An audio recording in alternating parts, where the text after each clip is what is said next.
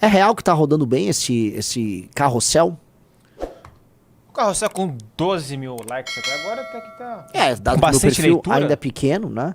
Eu comecei o ano, meus amigos, com menos de 100 mil seguidores no Instagram. Agora estou com 231, tá? Lógico que é pouco, é nada para um presidenciável, tá? A gente precisa avançar rápido para, chegar nas eleições com mais de 1 milhão, e eu acho que teremos, tá?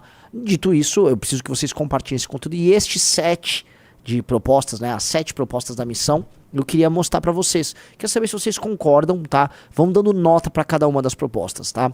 Olha só, 7 propostas da missão. 1. Guerra contra o crime organizado. A missão reconhece que já existe uma guerra acontecendo no Brasil. PCC e Comando Vermelho já declararam suas intenções de exercer domínio territorial em algumas regiões, já possuem exércitos atuando, já implementaram suas próprias leis e têm até suas próprias culturas. O Estado brasileiro finge que não existe ou que são apenas pequenas gangues em conflito. Está na hora de reconhecer que o Brasil não vive um período de paz, e não vai ser com mais pedidos de paz que vamos parar essa guerra. Maravilhoso. Todo mundo concorda com isso aqui, né? Então, nós vamos efetivamente declarar uma guerra e assim, nós vamos circunscrever todos os territórios que são ocupados por essas figuras do Comando Vermelho, das outras facções, vamos invadir esses territórios com as forças policiais, vamos colocar as forças armadas brasileiras em alerta, fazendo também um trabalho auxiliar. Algumas forças especiais do Exército Brasileiro serão utilizadas nas operações. Vamos retomou, prendeu, combateu. A gente morreu, né? Basicamente o cara veio, tá com um fuzil na mão, ele vai ser baleado, ele vai ser fuzilado, peças de metal, de chumbo, latão, não sei, vão entrar no seu corpo se você for um traficante armado, e você vai a óbito, tá? E é uma pena, sua mãe irá chorar, tá? Isso vai acontecer, guerra será declarada e será o primeiro grande ato de um governo missionário. 2. Direito penal do inimigo. Aí você vai falar, mas Renan, guerra e direito penal... Sim, precisa ter as duas coisas, tá? Por quê? Porque ninguém mais vai se faccionar no Brasil. Terminou, destruímos o PCC, destruímos o Comando Vermelho, nós não vamos permitir o surgimento de outra facção. E como isso vai acontecer? Faccionados do Comando Vermelho e primeiro Comando da Capital não são apenas bandidos comuns. Eles exercem poder político sobre territórios dominados, ameaçando não apenas a população local, mas a soberania do Estado brasileiro, transformando a gente num narco-estado. Portanto, eles não devem ter um processo criminal com ampla defesa, diversos juízes, Ministério Público, trânsito julgado, etc. O Estado precisa agir com a maior rapidez possível. Quebra de sigilos, prisão, depoimentos, tudo deve ser feito com urgência. Gosta dessa proposta? Próximo. Desfavelização. Você vê que é uma em seguida da outra, né? Elas são todas correlacionadas. Favelas não são apenas lugares com condições subhumanas de vida. Se tornaram QGs de facções que sequestram os trabalhadores que lá vivem. Além disso, a cultura que sai desses lugares, os problemas e a falta de perspectiva e de melhora de vida não devem ser romantizados. O Brasil precisa de um gigantesco plano de habitação, reurbanização, educação e emprego para acabar com tudo que a favela representa hoje. E a cadeia de reprodução de desvantagem, famílias sem figura paterna, são o maior alimento para a criação de um crime organizado. Isso precisa ser tratado com seriedade para termos menos soldados e uma nação menos doente. Alguém aqui E lembrando, tá?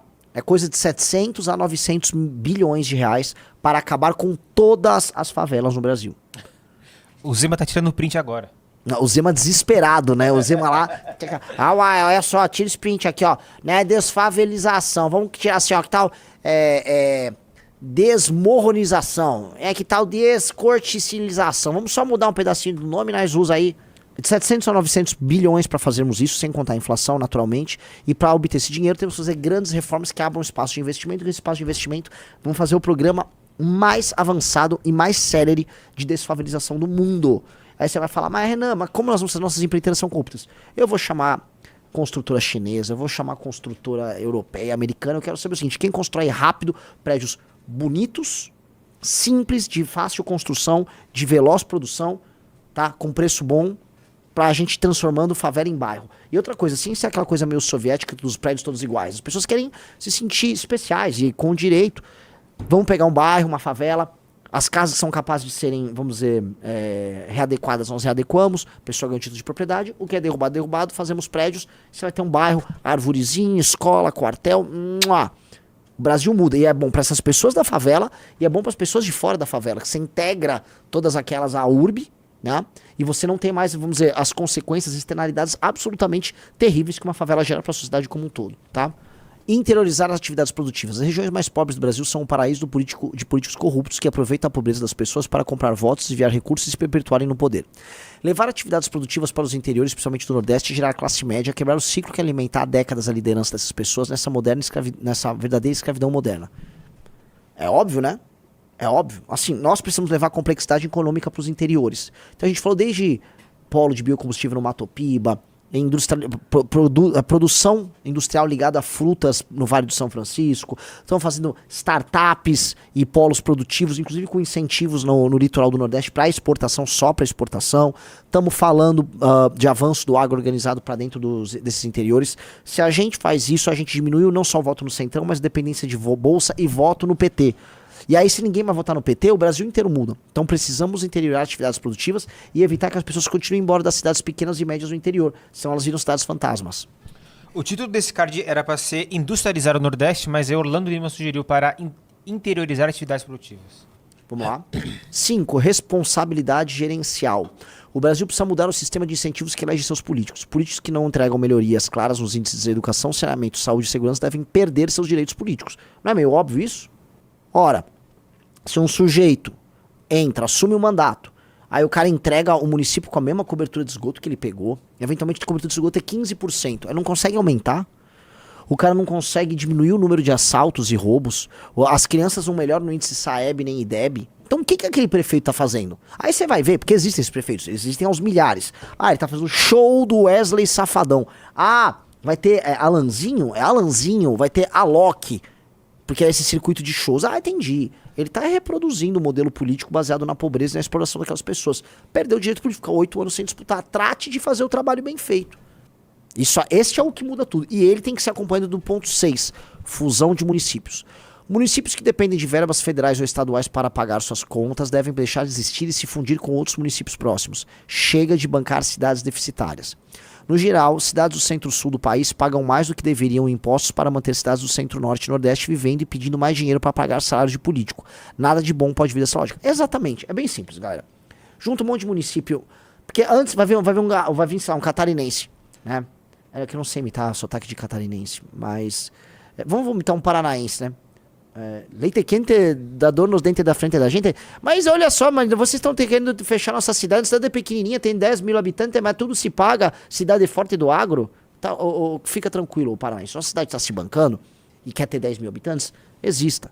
Agora, cidades que não se bancam, que não têm atividade concreta, real, as pessoas vivem de dinheiro do governo e a máquina pública também, não de arrecadação, vai fundir. Junta aí, faz um complexo de 40 mil, 50 mil habitantes, tem uma Câmara de Vereadores, tem um prefeito, mais do que suficiente, e indicadores de desempenho. É isso. É isso. Não tem que ser nada diferente disso. Qual o sentido de ter uma cidade de 6 mil habitantes com 9 vereadores deliberando sobre nada, porque o dinheiro não sai da cidade? Isso é estupidez. Então vamos ter que fazer uma fusão de municípios, tem que diminuir de 5 mil e tantos municípios, pelo menos 3 mil e poucos municípios. E tá bom demais. Ah, mas a galera do Centrão vai pular. Mas, meu velho, esse modelo atual é falido. Qual o sentido de existir um município que não se banca? Não, vou montar um município aqui, tá? E como é que vocês vão se bancar já que vocês querem montar um município? Não sei. Me dê papai, me dê dinheiro. Isso é maluco. E por último, tá? Mutirão anti-Bolsa Família. Municípios com mais de 30% da população recebendo Bolsa Família devem promover mutirões de emprego. Pessoas em idade economicamente ativa que se recusarem a trabalhar deverão perder o direito de receber o Bolsa Família em 3 meses. Vamos criar mutirão.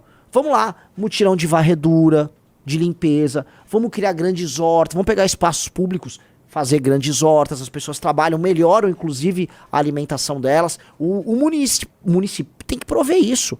O governo federal tem que botar a galera, vamos botar a galera pra ficar ativa. Se não, meus amigos, o que nós vamos ter é sempre isso. As pessoas nos outros lugares pagando e uma parte da população que tem corpo, tem físico, tem capacidade intelectual de sair e trabalhar, vão ficar parada. Frente de trabalho. Igual no New Deal. O Roosevelt não fez isso? O democrata, o progressista Roosevelt. Vamos fazer frente de trabalho também.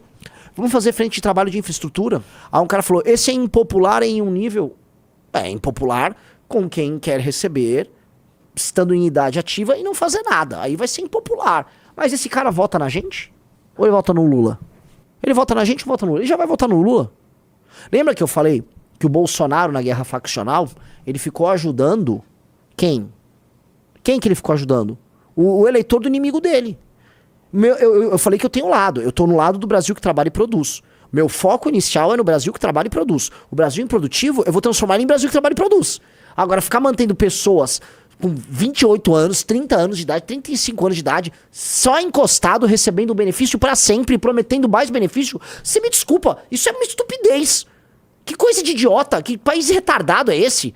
Não sou eu falando isso, o Xi Jinping falou isso, ó. Não dá pra ter uma nação, modelo latino-americano, modelo falido. Vocês, que papinho é esse? Nós temos que fazer isso. Ah, quer manter seu benefício? Cara, fica tranquilo, vamos ter uma frente de trabalho aqui com o município. Vamos incutir a pessoa a cultura de trabalho. Até pra pessoa ir lá, ela começa a ficar ativa, ela começa a fazer outras coisas, ela conhece as outras pessoas, sai do isolamento, arruma um trabalho. Vamos botar pra andar, nós temos que dinamizar. Tem muita capacidade humana parada aí. E olha só pra lembrar, quanto que a gente não tá gastando em emenda com show e inutilidade nesses municípios? Tem muita coisa boa pra fazer nesses municípios, bora! Então, assim, se você é do Brasil produtivo, vou dar um exemplo. Esse tipo de proposta, sabe pra quem é? Tô olhando aqui pra dois, ó. Você mora em Pernambuco e é um cara trabalhador, eu sei que você é trabalhador. Agora você sabe que você tem um monte de gente que em vez de trabalhar como você, em vez de ralar como você, tá lá, encostado com auxílio. Você que é trabalhador, você vai ver aquele cara ir trabalhar numa frente de trabalho. Se ele tem condição de trabalho e não tá trabalhando, vai pra uma frente de trabalho. Entendeu? Você que tá no Maranhão e é trabalhador, mora em Imperatriz, mesma coisa. Não dá pra criar uma sociedade em que os estímulos e os incentivos estão pra pessoa do teu lado ficar encostada. Pro prefeito ficar encostado, pro governador. Tá tudo muito mole. Tem uma galera que vive só, né? Da pessoa mais pobre até o governador, tem um monte de gente ali vivendo do vento ali.